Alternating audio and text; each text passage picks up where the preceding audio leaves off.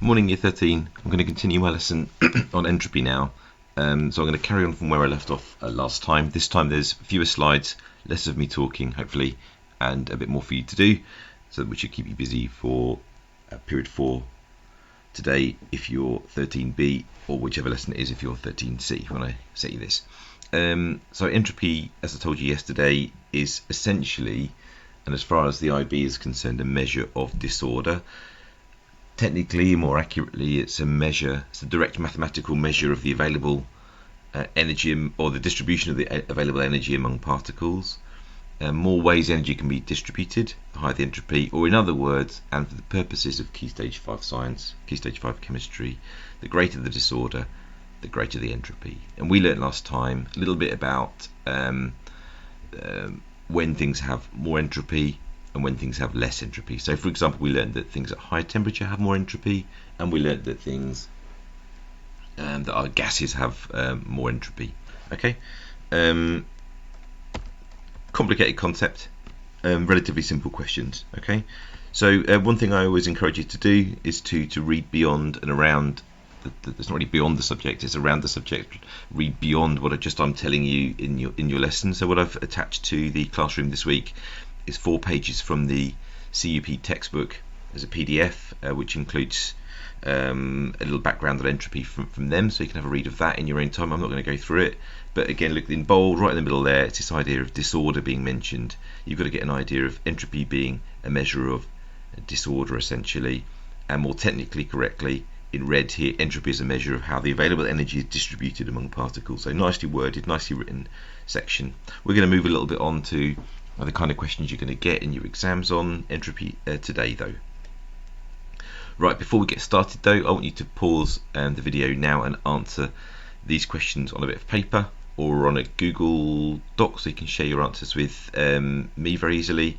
In fact, I might set up a Google Doc for you all to answer your questions on as you go, and you can mark them as you go. So pause the video, answer them, and come back. Welcome back.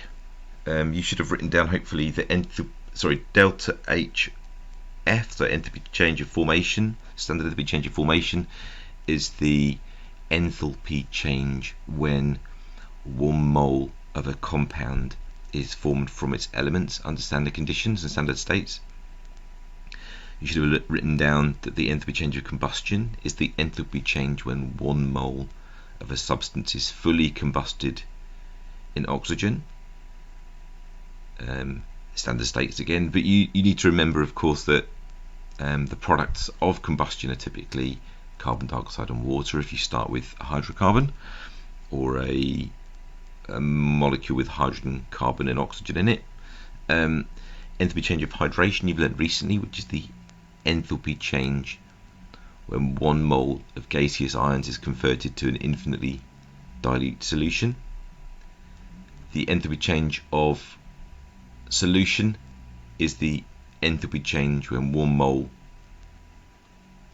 of a substance dissolves fully in water to give an infinitely dilute solution. And you learned that you can link enthalpy change of hydration, solution, and lattice enthalpy together in a kind of Hess cycle.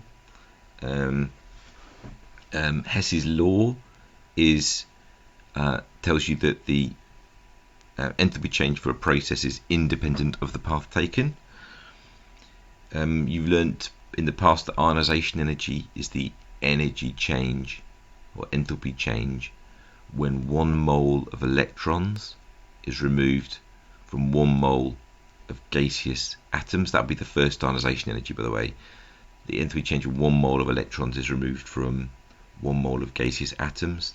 The second ionization energy would be the enthalpy change when 1 mole of electrons is removed from 1 mole of gaseous 1+ ions. Enthalpy change of atomization is the enthalpy change when 1 mole of gaseous atoms has been formed from the elements. Okay, and that could be a solid metal being converted to gaseous atoms, or it could be a mole of gaseous non-metal atoms such as chlorine atoms being formed from chlorine molecules, for example. Alright, so calculating delta S then. So we need to know how to calculate the standard enthalpy entropy change for a reaction. All right.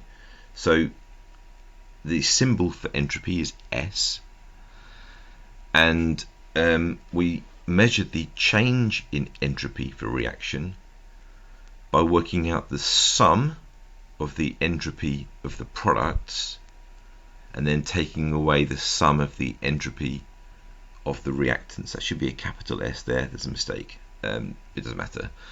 The units for entropy are joules per Kelvin per mole, which you'd be expected to know. And you'll find out later when we use delta S in another equation, we'll have to convert to kilojoules per Kelvin per mole. But don't worry about that for now.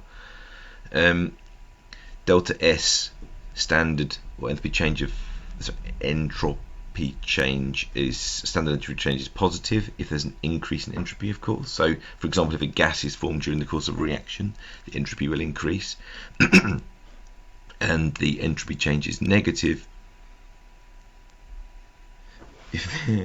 That's a mistake. Hang on.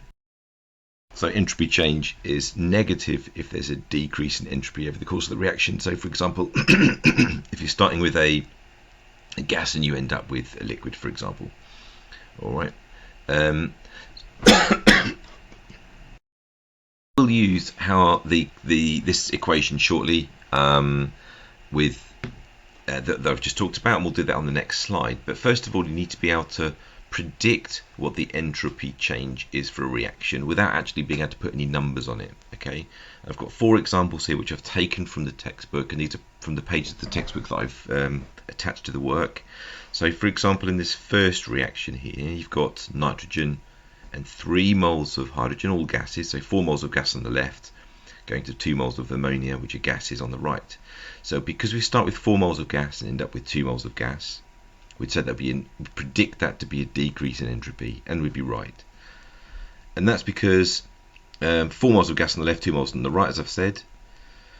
That means, and this is what you'd say in the exam, that there's a decrease in disorder. A decrease in disorder.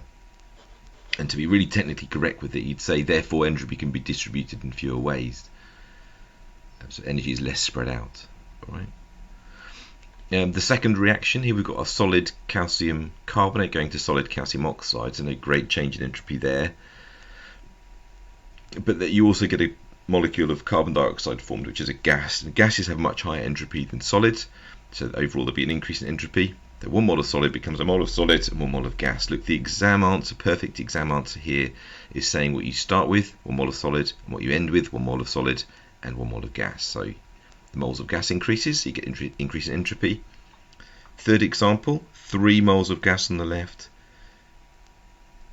1 mole of gas on the right, and 2 moles of liquid, so you get a decrease in entropy. 3 moles of gas convert to 1 mole of gas, and 2 moles of liquid, you should say really, and gases have more disorder, so the products are less disordered. And on the final example, we've got 2 moles of gas on the left, 1 mole of gas on the right. So same sort of idea. Hopefully you're getting the idea. I've got 1 or 2 more worked examples on the slides in a moment. But you also need to be able to calculate it if you're given the standard entropies for the substances in the equation. So these are from the data book if it's a paper 2 you're doing, or if it's a paper 1 and you're given the numbers, you need to be able to calculate it, not just predict what it would be. Sometimes you just have to predict it without any data, like we've just on the previous slide, and sometimes you have to calculate it like this. Okay, so in this example here we've got nitrogen and hydrogen going to ammonia. This is one we've seen already, and we predicted there'll be a decrease in entropy. So you do the sum of the entropy of the products, which is 2 lots of ammonia. The standard entropy for ammonia is 193, so 2 lots of 193. Take away the standard entropy for nitrogen, which is 192, and 3 lots of the standard entropy for hydrogen, which is 131, gives you minus 199 joules per Kelvin per mole. Nice and easy, really simple sums. Right, so that's it. That's as much as information. I'm going to give you a couple of worked examples, then you're going to do some work. This example here, you'll see, is on the Chem Sheets questions, which or pages, which I'll send you to Chem Sheets pages. This is a kind of worked example I thought I'd do with you. It's exactly the same as the last one, really. Maybe have a go at doing this yourselves first and then checking your answer in a moment. This is why I've left this one blank for now. So have a go at this one. So you've got ethanol, 3 lots of oxygen going to carbon dioxide and 3 lots of water. The numbers are there. Have a go, see how you get on. Pause the video. Okay, the answers are here. Hopefully you did pause the video there. You should have 2 lots of 205, which is the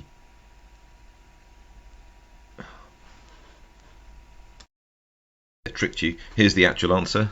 It should be 2 lots of carbon dioxide, which has got an entropy of 214, added to 3 lots of the entropy of water, which is 70. That comes to 638. And then you take away the entropy of the reactants, which is 3 lots of 205 for oxygen, and 161, which is the standard entropy of ethanol. That comes to, I think, minus 138. Hopefully I got it right this time. Hopefully you did too. Then there's 2 sort of qualitative examples where predict whether the entropy change will be positive or negative. What do you think the answers are? Pause, write down your answers now. Well, for the first one, you'd expect to get an increase in entropy because you start with 1 mole of solid and you end up with 3 moles of gas. Don't just say there's an increase because you've got gas produced. Be specific in your answers. Leave the examiner in no doubt about what you want to say. So you get an increase in entropy of that one. The second one, you've got 1, 2, 3 moles of gas going to 1, 2, 3 moles of gas. In this particular example, this wouldn't be standard entropy now because water is not a gas at room temperature, of course. But nevertheless, you'd expect to get a very small, very minimal change in entropy in this one. You cannot predict whether it's positive or negative because you start with the same number of moles of gas as you finish with. Okay, so that's that one. And then what I want you to do now is to tackle these questions here based on what we've done the last couple of lessons, and I will send you the answers to these as well so you can self-mark them, take a photograph of your work, or do it straight onto Google Doc, which would be even better. And that's it, job done. Have a good rest of the day.